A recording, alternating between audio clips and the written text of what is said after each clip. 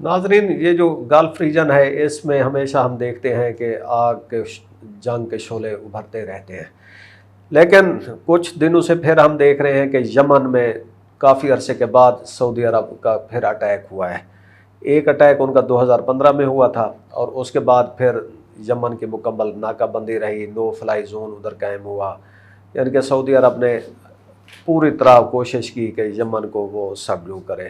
ایک دو دن پہلے یہ اطلاعات آئیں کہ سعودی عرب نے یمن کے جو اونلی سولو ان کا وہ جو ہے ایئرپورٹ، اس کو تباہ کر دیا۔ جواباً یمن نے بھی سعودی عرب پر اٹیک کیے ہیں، اور آپ کو یاد ہوگا کہ 2015 میں جب سعودی عرب نے اچانک یمن پر حملہ کیا تھا تو یمنیوں نے اس وقت آرمکو کی جو انسٹالیشن تھی ان کے اوپر بلاسٹک میزائل مار کے ان کو تباہ کر دیا تھا۔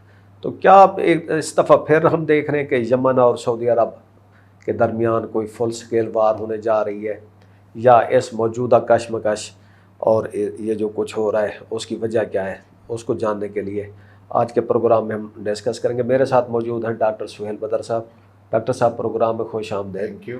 ڈاکٹر صاحب، یہ کیا ہو رہا ہے؟ ایک طرف سعودی عرب کے اوپر ایران کے میزائل ابھی آج کل نہیں گر رہے، لیکن سعودی عرب نے اپنے میزائل اٹھا کے ادھر مار دی ہے یمن۔ اگر آئل پرائسز کے تناظر میں دیکھیں تو میں ہمیشہ ایک چیز کہتا ہوتا ہوں کہ یہ جو اسٹریٹ آف ہارموز ہے، اس کے اندر صلاحیت ہے کہ آئل پرائسز کو 100 سے $150 تک لے جائے۔ بلاک ہو گئی، ٹرانزٹ رک گیا، تو آئل پرائسز جو نارملی 70 75 80 پہ ہوتی ہیں وہ 130 40 20 پہ کہیں چلی جائیں گی، 100 کراس کر جائیں گی، 150 تک جا سکتی ہیں۔ لیکن جو باب المندب ہے اس کے اندر یہ صلاحیت موجود ہے کہ اس کو 200 ٹپا سکتا ہے۔ تو میں یہ کہتا ہوں ہمیشہ کہ جو اسٹریٹ آف ہرمز ہے وہ ماجد خان ہے جو سینچری بنایا کرتا تھا، اور باب المندب ظہیر عباس ہے جو ڈبل سینچری بنایا کرتا تھا۔ تو اب چونکہ وہ اب ہم اسی طرف شاید چلے جائیں کہ اب ڈبل سینچری کی طرف چلے جائیں، اور اللہ نہ کرے میرے مطلب بات غلط ثابت نہیں، یہ کیوں اٹیک ہو رہے ہیں پھر آپس میں؟ یہ کیوں یمن اور سعودی عرب ایک دوسرے کے خلاف اٹھ کھڑے ہوئے؟ اچھا، اس کی تو ایک وہ آپ کو پتہ ہے کہ بیک گراؤنڈ ہے 10-12 سال کی، کم از کم 2015 سے تو ہے، اور دونوں فریقین جو ہیں ان کے اپنے اپنے کلیمز ہیں، اور باقی جو دنیا ہمارے جیسے لوگ ہیں باہر وہ کبھی اس کلیم کو صحیح مانتے ہیں کبھی اس کو مانتے ہیں، دونوں کے اپنے اپنے وہاں پہ انٹرسٹ ہیں اور اپنی اپنی ان کی غلطیاں ہیں۔ تو اس کی مختصر سی بیک گراؤنڈ یہ ہے کہ 2015 میں سعودی عرب نے بمبارڈمنٹ کر کے تو ان کے ایئرپورٹ اور ان کا انفراسٹرکچر تباہ کر دیا تھا، اور اس وقت انہوں نے پاکستان کو انوالو کرنے کی کوشش کی تھی، لیکن پاکستان نے اس وقت ذرا سمجھداری کا ثبوت دے کے پارلیمنٹ کا نام لے کے اس سے کنارہ، مطلب اس میں بیچ میں آیا نہیں تھا اس چکر میں۔ خیر انہوں نے اپنے طور پہ کیا تباہی شبائی کی جو کرنا کرانا تھا۔ پھر 2017 میں کمپلیٹ ایمبارگو جو تھا یمن پہ انہوں نے انفورس کر دیا، اور ہر طرح کا اس کو نو فلائی زون جس طرح آپ نے ذکر کیا، اور ہر طرح کی فلائٹیں بند ہو گئیں۔ 5 سال تو مکمل بند رہی۔ 22 میں جا کے انہوں نے الاؤ کیا کہ جی 2 پر ویک الاؤ کی، لیکن وہ بھی یمن والے جو تھے کہیں اور نہیں جہاز آ جا سکتا تھا، 2 جہاز تھے ویک میں جو جارڈن جاتے تھے اور جارڈن آتے تھے، اور دونوں جگہوں پہ سعودی عملہ ان کی چیکنگ کرتا تھا اور ان کی سیکورٹی سارا اس کو کلیئر کرتا تھا۔ سیکورٹی کلیئرنس سعودی عرب نے اپنے پاس رکھی ہوئی تھی تاکہ کوئی چیز بھی ان کی مرضی کے خلاف آئے نہ ہے۔ تو وہ پھر جس نے بھی یمن سے کہیں جانا ہوتا تھا جارڈن جا کے اور پھر آگے جاتا تھا۔ تو 22 سے 25 تک یہ رہا، پھر اس کے بعد دوبارہ وہ وہاں پہ ہر طرح کی پابندی لگ گئی، کوئی جہاز نہیں آ رہا تھا۔ ابھی ریسنٹ جو اب نیا ٹریگر ہوا ہے پرسوں، وہ تو اس بات پہ ہوا کہ امام خامنائی کے جنازے میں یمن سے جو لوگ گئے ہوئے تھے ان کی واپسی کا پرابلم تھا، نو فلائی زون تھا اور سب کچھ تھا، تو ان کے واپس آنے کے لیے ایران نے ایک بندوبست یہ کیا کہ ایک جہاز پہ ان کو 300 بندوں کو رفلی بٹھا کے تو ان کو یمن روانہ کر دیا، اور جہاز لینڈ ہوا یمن میں، اور وہ مسافر جو کہ سب کے سب عام سویلینس تھے، کیونکہ ہم نے فوٹیجز دیکھی ہیں وہ جہاز سے اترتے ہوئے لوگوں کی، تو اس میں بالکل عام نارمل سویلین جو اپنے تعزیت کے لیے گئے ہوئے تھے، اپنے افسوس میں گئے ہوئے تھے، وہ لوگ تھے۔ تو جب جہاز وہاں سے گیا ہے تو اسی کو بنیاد بنا کے سعودی عرب نے بھرپور بمباری کی اور ایئرپورٹ تباہ کر دیے۔ تو یمن ابھی تک سعودی عرب پہ اٹیک سے اجتناب کر رہا تھا، لیکن پھر اس نے جوابی کارروائی کی، اور جو ابھا کا ایئرپورٹ ہے سعودی عرب کا، ایک اچھا ان کا امپورٹنٹ ایئرپورٹ ہے ٹورزم کے حوالے سے، جو ان کی main tourist one of the main tourism کی جو جگہ ہے وہ ابھا ہے۔ تو ان کا جنوبی صوبہ ہے جو ہائٹ پہ ہے 2500-3000 فٹ کی، تو وہاں کافی ٹورسٹوں کا آنا جانا رہتا ہے۔ وہ پھر کل انہوں نے اپنے میزائل مار کے ابہا کا ایئرپورٹ کو ڈیمیج کر دیا, وہاں پہ فلائٹیں روک دی. اچھا ڈاکٹر صاحب, جو سعودی عرب, یہ جو یمن ہے, یہ بھی ایک بیٹل گراؤنڈ ہے ایران, سعودی عرب اور یو اے ای کے لیے, اس کو ذرا ایکسپلین کر دیں. اچھا دیکھیں, میں وہ شروع میں ظہیر عباس کی مثال اس لیے دی تھی کہ اسٹریٹ آف ہارمز میں جو کچھ ہوتا ہے ہم لوگ پچھلے 1-2 سال سے دیکھ بھی رہے ہیں, تیل بھی 125-130 پہ چلا جاتا ہے. یہ اس لیے زیادہ امپورٹنٹ ہے کہ اب اس میں یہ جو باب المندب ہے, جس کے ایک طرف یمن اور سعودی عرب ہے, تو دوسری طرف افریقہ ہے, اور وہ افریقہ کے ممالک ہیں.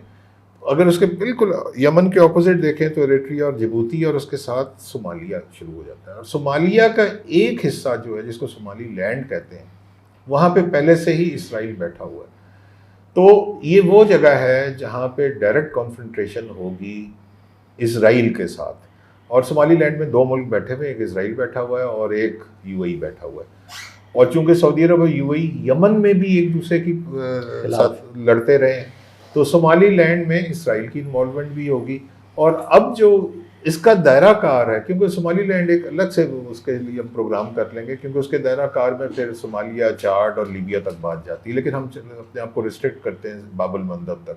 تو اس میں ایک طرف جو ہے وہ یمن ہے, دوسری طرف جو ہے صومالی لینڈ کے اور اس کے شمال کے علاقے جبوتی. اور تو وہ ایک ایسا چوک پوائنٹ بنے گا جس میں انوالومنٹ نہ صرف ایران کی ہوگی تھرو دیئر پراکسیز, اور یو اے ای کی ہوگی تھرو دیئر پراکسیز, سعودی عرب کی ڈائریکٹ ہوگی, یمن کی ہوگی, اور اسرائیل کی کیوں تھرو صومالی لینڈ ہوگی. تو یہ ایک بہت بڑا یہ مسئلہ جو ہے, یہ پھر ہمارے پاکستان کے یا کسی کے بھی میڈیشن سے بھی نہیں ٹھیک ہوگا, یہ تو پھر 200 سے اوپر ہی رہے گا. اچھا ڈاکٹر صاحب, آپ نے دیکھا جب یہ جنگ ہو رہی تھی ابھی پچھلے ایران اور اسرائیل اور اس کے امریکہ کے درمیان, تو اس میں جب ایران کی جو دوسرے گروپس ہیں, حزب اللہ نے فل بلون اٹیک, اس نے اسرائیل کے ساتھ اس کو انگیج کیا.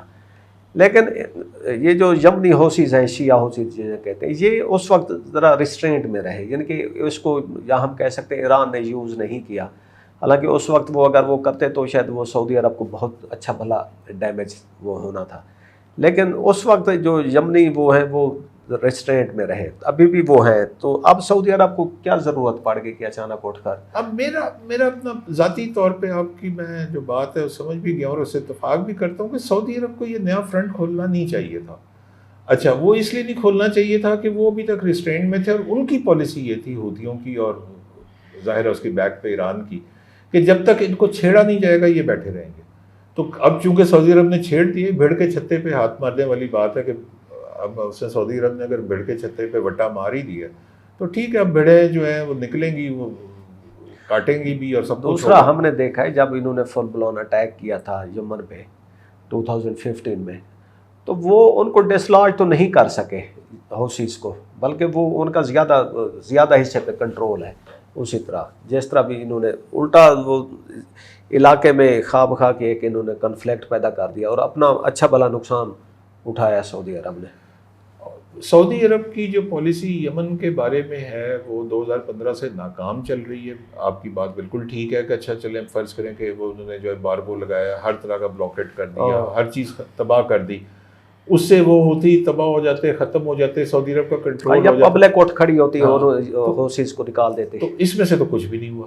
تو سعودی عرب کو نے جو پچھلے 12 سال سے چل رہا ہے اس کا فائدہ تو کوئی نہیں ہوا, اور اب یہ جو اس نے نیا فریش اٹیک کر دیا ہے تو اس کا نقصان ہی ہوگا, فائدہ کوئی نہیں ہوگا. اچھا, اس میں ہماری گردن اس طرح سے پھنستی ہے کہ پاکستان اور سعودی عرب کا معاہدہ ہوا ہے کہ اب کل سعودی عرب پہ اٹیک ہوا ہے تو اب اس معاہدے کے تحت وہ پاکستان پہ اٹیک ہے. اب پاکستان بیچ میں پڑتا ہے کہ نہیں پڑتا, تو میرا خیال ہے عقل مندی کا تقاضا یہ ہے کہ پھر کوئی ادھر ادھر کا راستہ پارلیمنٹ ہو یا کوئی ادھر کرا کے کسی طرح اس سے جان چھڑائیں. پاکستان افورڈ نہیں کرتا اس, کیونکہ یہ اب ایسکلیشن جو ہے یہ 3 کانٹیننٹس اور 4 سمندروں پہ پھیلنے والی ہے. ابھی تو ہم لوگ صرف اسٹریٹ آف ہارمز دیکھ رہے تھے, ابھی اس میں اسٹریٹ آف ہارمز کے ساتھ ریڈ سی انوالو ہوگا جہاں پہ باب المندب ہے, اس میں بلیک سی انوالو ہوگا کیونکہ یوکرین اور رشیا جو ہے اس سے دور نہیں رہیں گے, تو بلیک سی انوالو ہوگا, ریڈ سی انوالو ہوگا, پرشین گلف انوالو ہوگی, اور جو میڈیٹرینین کی ویسٹ ایشیا والی سائیڈ ہے جس میں لبنان, اسرائیل, تو میڈیٹرینین سی انوالو ہوگا. اور جب ہم یہ بات کرتے ہیں تو اس کا مطلب 3 کانٹیننٹس انوالو ہوں گے. اس میں یورپ ہوگا, اس میں ایشیا کا یہ پورا ویسٹرن پارٹ ہوگا, اور اس میں افریقہ کا وہ والا ہارن آف افریقہ انوالو ہوگا. تو اس میں پاکستان جیسے ملک کے جس کے پاس نہ پیسے ہیں نہ وسائل ہیں, وہ تو افورڈ ہی نہیں کرتا کہ کسی پنگے میں پڑے. تو کسی طرح جان چھڑا کے پیچھے ہو جائیں. جہاں پہ بھی ہو جاتا ہے, پاکستان میرا نہیں خیال کہ اس پوزیشن میں ہے کہ کسی لارجر کانفلکٹ کا حصہ بنے. لیکن ایگریمنٹ آپ نے ایسے کیے ہوئے ہیں. چلیں ایران کی حد تک تو ٹھیک ہے نا, لیکن ابھی ہمیں اس طرف نہیں جانا چاہیے. وہ اپنے سعودی عرب سے کیا ہوا جب ایگریمنٹ ہو رہا تھا, اس وقت بھی ہم لوگ سوال پوچھتے تھے کہ فرض کریں, شاید یہیں پہ کسی پروگرام میں میں نے ایک دفعہ یہ کہا تھا کہ فرض کریں کہ سعودی عرب پہ حوثی اٹیک کر دیں تو پھر پاکستان کی کیا پوزیشن ہوگی. تو یہ آج سے کچھ سال پہلے کی بات ہوگی یا 10 مہینے پہلے کی بات ہوگی. تو وہ جو بات کی گئی تھی وہ کل ہو گئی ہے. حوثیوں نے سعودی عرب پہ حملہ کر دیا, اب پاکستان بتائے کہ کیا کرے گا. ناظرین, یہ ایسا وقت ہے کہ جس میں جو بڑی طاقت ہے سعودی عرب, اس کو چاہیے کہ وہ ریسٹرینٹ کرے, اور امید ہے کہ پاکستان اس دفعہ پھر ایک اپنا میڈیشن کا رول ادا کرے گا اور ان دونوں متحارب گروپس کے درمیان کوئی صلح صفائی کا کام لیا جائے. اسی بات کے ساتھ ہمیں اجازت دیجیے. خدا حافظ.